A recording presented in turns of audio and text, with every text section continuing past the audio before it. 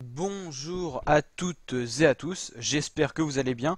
Aujourd'hui pour cette nouvelle vidéo, on se retrouve pour le résumé de l'étape 18 du Tour de France 2019, une étape de montagne qui reliait aujourd'hui Embrun à Valloire tout simplement. On va regarder un petit peu le profil de cette étape qui était vraiment une grosse étape de montagne, de la haute montagne, avec 3 sommets au-dessus de 2000 mètres, là où l'oxygène se fait rare. Première difficulté du jour, une côte de 3ème catégorie, la côte des Demoiselles Coiffées, 4 km à 5% de moyenne. C'est là où on a eu de multiples attaques dans le peloton pour essayer de créer l'échappée. L'échappée qui ne s'est pas créée dans cette côte, mais un peu plus loin, au niveau de la ville de Lozé.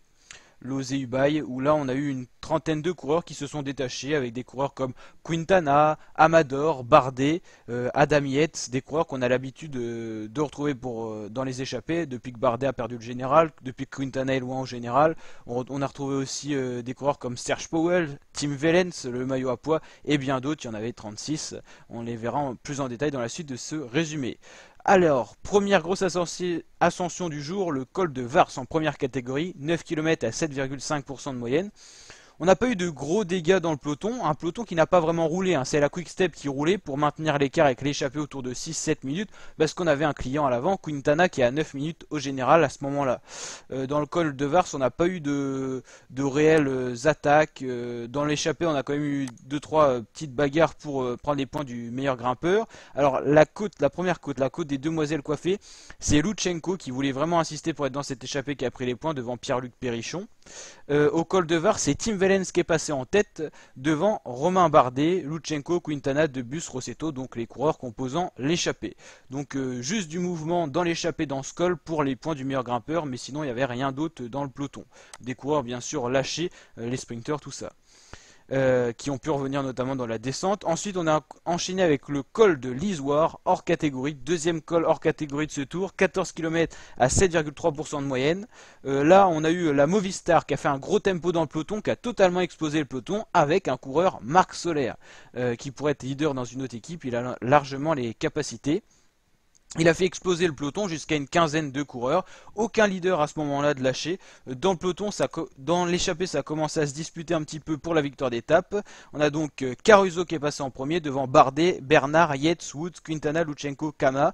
A noter que Wellens était totalement lâché et n'a pas pu prendre beaucoup de points, voire zéro même dans ce col-là pour le meilleur grimpeur. Ce maillot de meilleur grimpeur qui, vous allez voir dans la suite de l'étape, il va le perdre.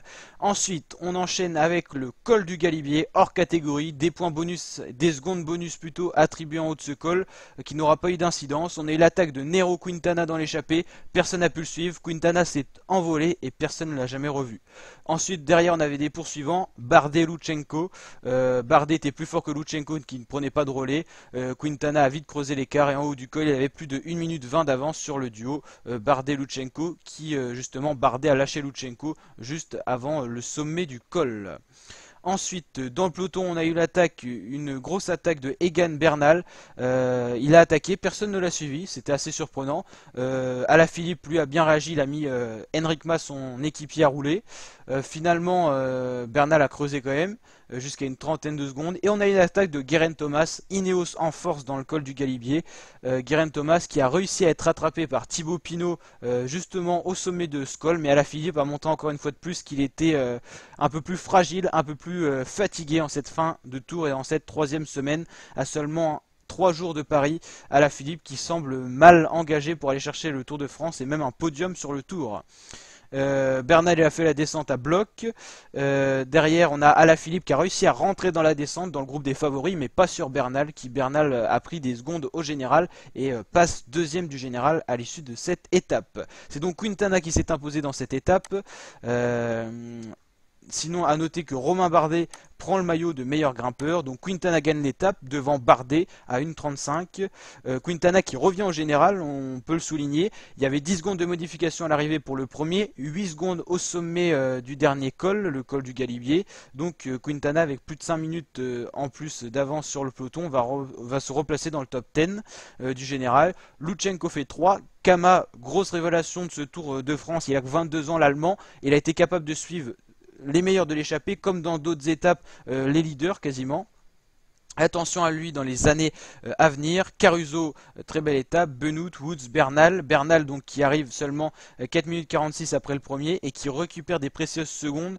Le peloton est arrivé à 5,18 avec l'image de Kruijswijk, Berman, Pinot, Thomas, Alaphilippe, Uran, Landa, Porte, ça c'est des coureurs du peloton. Barguil a été un peu distancé, Valverde aussi, Guillaume Martin, Fabio Aru, Gaudu, Reichenbach, ce sont des coureurs qui ont perdu du temps. On peut noter dans cette étape que la FDJ a été très bien suivi son leader. Il y avait toujours des coureurs pour aider Pinot, sauf vers la fin du coup dans la descente. On a toujours eu David Gaudu, Sébastien Reichenbach et même ils ont retouché tout simplement Ladanius qui était dans l'échappée du matin. Donc ça a fait quand même pas mal d'équipiers justement entre les deux cols, Isoire et Galibier dans la plaine au cas où Pinot aurait eu un incident, une crevaison, tout ça. Il y avait du monde pour le ramener, quand même 3 équipiers. C'était une très bonne stratégie pour cette équipe FDJ. À noter que l'équipe de Sunning Quickstep a été un peu plus costaud que les autres jours. Henrik Mas a pu tenir dans le groupe des leaders, a même roulé sur l'attaque de Bernal pour limiter justement la casse. Et peut-être aussi une offensive d'un autre adversaire qui aurait vu qu'Alaphilippe était un peu juste. Donc malheureusement pour le bilan de cette étape, le bilan n'est pas forcément positif pour les Français. Ils ont été dominants dans les Pyrénées, mais Ineos c'est une équipe très maligne. Elle s'est pas beaucoup montrée dans les Pyrénées, mais quand on regarde le classement général, ils ont quand même 2 coureurs sur le podium et Alaphilippe est quand même un peu en sursis. Je pense qu'il va même sortir de ce podium si ça continue. Ça ferait quand même 2 coureurs, premier et deuxième du tour. Et en fait, Ineos, même s'ils sont pas ultra dominants avec leur équipe comme ils ont pu le faire dans les tours précédents, si on regarde en enlevant Alaphilippe de la première place qu'il a montré ses failles, et ben ils sont quand même premier et deuxième du tour et ça serait un de leurs meilleurs résultats. Quand même, on a vu que Kruijswijk n'a pas pu suivre l'attaque de Bernal, Pinot non plus. Pinot est relégué à la 5ème place sans avoir fait grand chose. Je pense qu'il avait tout simplement pas les jambes. Il faisait pas forcément si chaud que ça dans l'école. Lui, on sait bien qu'il aime pas la chaleur, mais enfin, sur la dernière ascension, il faisait quand même chaud, mais un petit peu moins parce que justement, on a eu des orages sur la fin de l'étape, pas en haut du col, mais il faisait un peu plus frais quand même. Mais c'est peut-être la chaleur qui a causé malheureusement une moins bonne forme à Pinot qui survolait les coureurs du général. Il était le plus fort dans les Pyrénées pour le général. Là maintenant c'est plus trop le cas. Malheureusement j'ai peur que les Français ne gagnent pas ce Tour de France cette année. Et j'ai peur que Ineos fasse même une doublette sur le podium et ça paraît très bien parti. Thomas a l'air beaucoup plus en forme. Je me demande même si dans les Pyrénées c'était pas un petit peu du bluff. Bernal pareil, hein. C'est quand même bizarre de retrouver ces coureurs qui étaient un peu en difficulté dans les Pyrénées. Encore, ils étaient bien placés au général en plus, faut se dire ça. Et là, ils se retrouvent deuxième et troisième devant un Alaphilippe fragile qui n'est pas un leader normalement. Ils se retrouvent dans la meilleure position, la Ineos, parce qu'ils n'ont pas assumé la responsabilité du maillot jaune sur leur dos. N'hésitez pas à mettre ce que vous en pensez dans les commentaires. Sagan reste maillot vert. La meilleure équipe, c'est la Movistar devant la FDJ. Movistar à l'aise hein, en meilleure équipe là. Meilleur grimpeur Romain Bardet et meilleur jeune Egan Bernal. Voilà ce résumé, on a essayé de faire le plus complet possible. Il y a beaucoup d'informations à dire, j'espère que l'essentiel a été résumé. Je vous dis à très bientôt pour de nouvelles vidéos. Ciao!